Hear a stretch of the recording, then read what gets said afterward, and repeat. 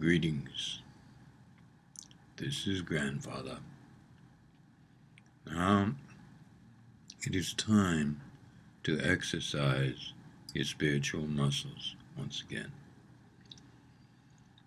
In this world, there are many people who are suffering and do not have enough. And with the changes that are happening on earth now, we must all citizens, all beings on the earth, acknowledge that mistakes have been made many times with the best of intentions. You know what that's about. You've probably had that opportunity, you might say, in the past, and perhaps even more recently. Sometimes there are things done that are done supposedly temporarily, meaning the fix, the cure is not present, so you do something temporary, and before you know it, that temporary thing becomes almost permanent. And it was never intended to be permanent because it wasn't quite right yet. Atomic energy is one of those things. When it was put into place initially as a commercial source of electricity, the belief existed that it wouldn't take very long to perfect it and make it completely safe. But as we can all see, the promise has eluded the practical application of that service. So there are other mistakes that have been made. Human beings, you understand, perhaps you don't, some of you, are intended to make mistakes. That is how we learn. We are all here. All human beings are here. Do you understand? You are all here to learn compassion and patience. Everyone is here to learn that. And individuals have their own particular things they are working on. The way you learn compassion, in the simplest possible way, is to be able to make mistakes. And you can only make mistakes if you don't remember who you are and where you're from as an immortal personality, you understand? Also known as a soul or a spirit. If you don't remember these things, then you will be born initially with recollection of who you are and where you're from, so you feel safe to be born out of mother.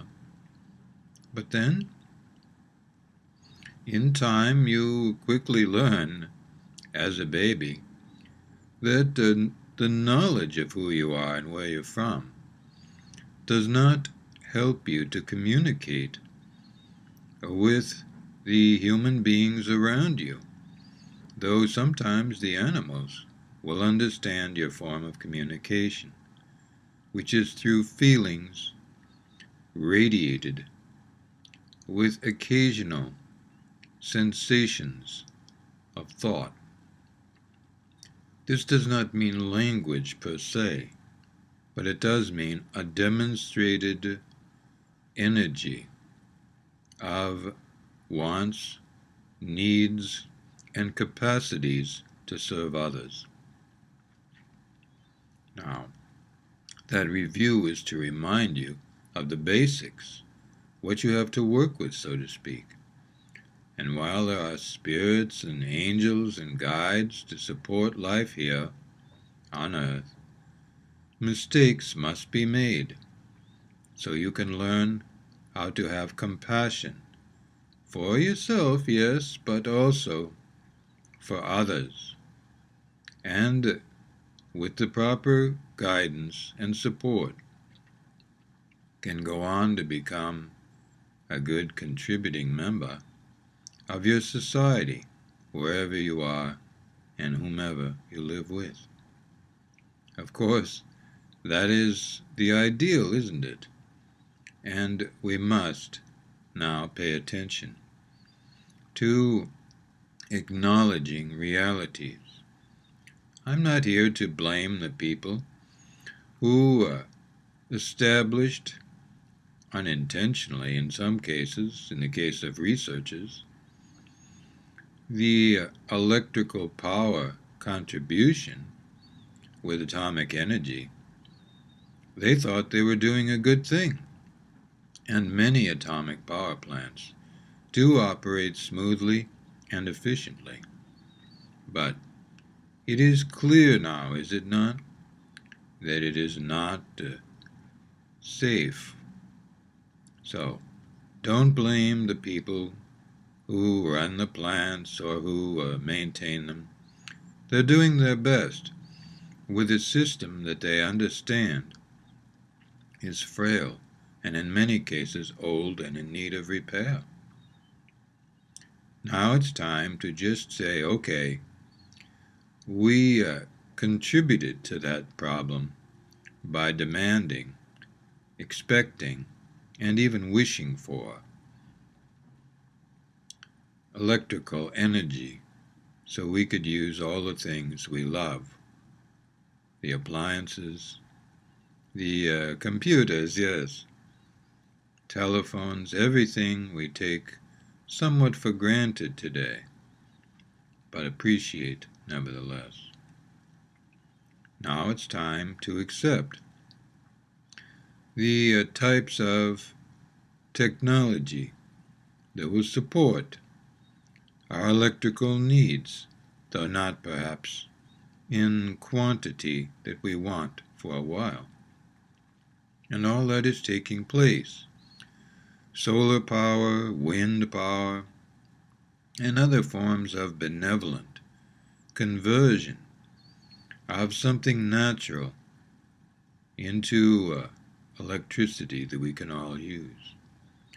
This is but one thing, and there are other things that need to be corrected and appreciated. So, I would like you who are studying these videos, the written blogs and the books, and others if you wish to join in, to say a living prayer towards that end of helping things to get better so that everyone can have better lives. First ask that all the most benevolent energies be available for you, to be all around you and all about you, so that you can prepare yourself with the most benevolent conditions to say this living prayer. Pause a moment. Some of you will feel energy come up. Then say, I am asking that all peoples of the earth have all that they need to live well and thrive, and have the opportunity to have good jobs that helps them to feel that they are contributing something worthwhile in life, so that others may thrive as well.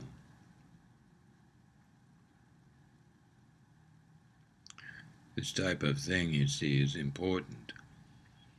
You know, when you are young, you may not think too much, and hopefully don't have to, about what you can do or what can be done in terms of work. Though perhaps you help around the house, help your parents or uncles or aunties or grandparents to do this or that project. And then hopefully when you get a little older, You help your friends to do this and that, and they help you. All these things are, in their own way, a form of citizenship and learning how to get along in a society. But ultimately, there is the need, isn't there, to contribute to help things to get better in some way. I'm not going to cover all of these things in this talk today, but I am going to add one last thing, and that is, in order for you to get along well, to have all the food you need, to have nice shelter, to feel good, and to help others to feel good in ways that they would appreciate, and to thrive, and yes, to be happy. You may have to, for no particular reason, make the effort to be happy yourself. Some of you may not have much of a reason to be happy. Some of you may be able to argue with me and justify it completely why you should not be happy. And some of you genuinely need to grieve and do other things. And of course, you do what you need to do. But I'd like you also to flex your happiness muscle. And if you are not happy for lots of reasons you can think of, try for 10 minutes a day, or even 5 minutes, to be happy, even if it's an act. Don't do it as a not very good act in front of others until you can stand in front of a mirror, or even sit in front of a mirror, and pretend to be happy and feel good about it. Do this as an exercise to discover how you feel better. If you get to the point where you feel better being happy, then you can try it out in front of others. At some point, your friends are going to say, "This doesn't feel exactly natural. What are you doing?" Then you can tell them you're exercising your happiness muscle, and that it is a spiritual exercise to see if this will somehow improve the quality of life for you, for others, and even for those you don't know and may never meet. If enough people do this, it might just be possible to transform small things and then even big things, so that people can get along and pay attention to the things that are good in life, not just to the things that are bad. Sometimes, when people focus only on what is bad, what is missing, what hurts from the past, it is possible to perpetuate that for your life and for others. Don't do this as a substitute to improve the quality of life, but do it as an exercise to see if it can work, and remind yourself in the process that striving for happiness in a benevolent way for yourself and others is a worthy goal indeed. Good life.